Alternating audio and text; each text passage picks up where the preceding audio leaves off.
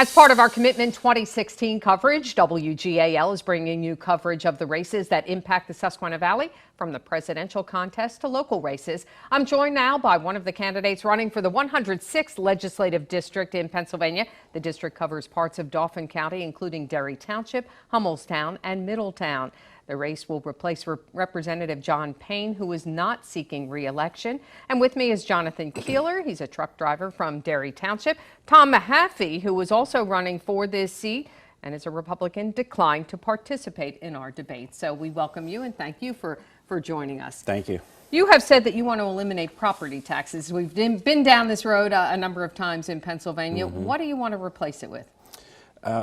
Basically, it's a changing in the funding of the system for our school districts, and I think what that would do is take the burden off of seniors and allow them to own their home when they retire.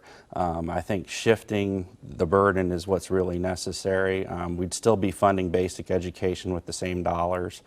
So that's why I'm a big supporter of it. I think of Senate Bill or 76, I guess, yeah. Replacing it with with income tax and sales tax? It's essentially a shift in the tax structure, and that's why I'm a big supporter of it, because it takes the burden off of the homeowner.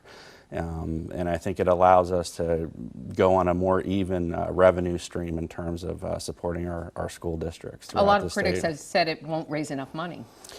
It will raise the money, actually. I know a lot of people are saying that that's not the case, but if you actually go back and look at the plan, when you increase the state sales tax and you increase the income tax to 4.34% and cover more items, I think it'll actually raise the revenue that we need. We need roughly $24 billion a year to fund public education in the state, and from everything that I've seen, that the money will be there to do that.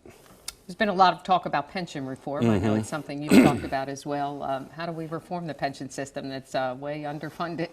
Well, I think what we have to do is move from a defined benefit plan to a defined contribution plan, like a 401k plan. I think that type of plan will actually provide better results for retirees. The thing that I don't want to do is I don't want to hurt current people in the system that have worked so many years under their current defined plan.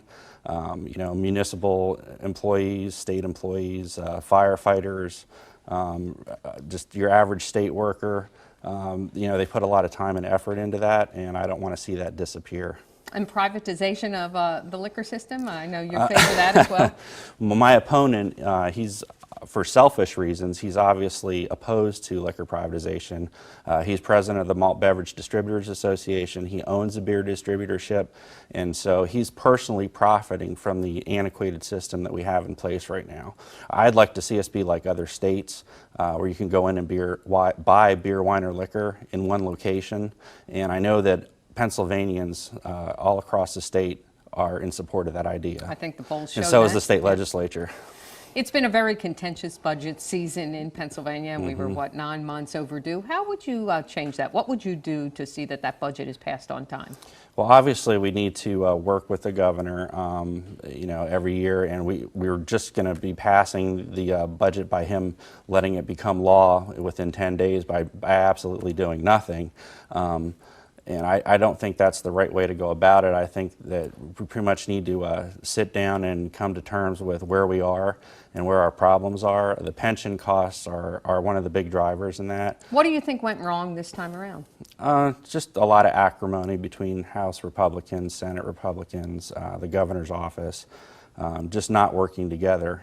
We need to send some more people to Harrisburg, like myself, that understand what needs to be done, the people that are actually listening to their constituents and know what the problems are.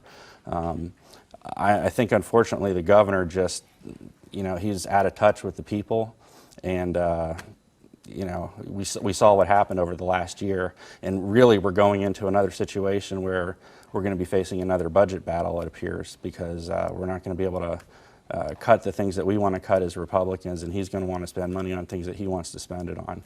So I think it's going to be a tough road to hoe. One other thing, medical marijuana did Correct. finally pass. Is that something you approve of? I'm in favor of it. I know there are a lot of physicians in Pennsylvania that are opposed to it for various reasons, but I'm in favor of it if it's actually going to help somebody that maybe might have seizures.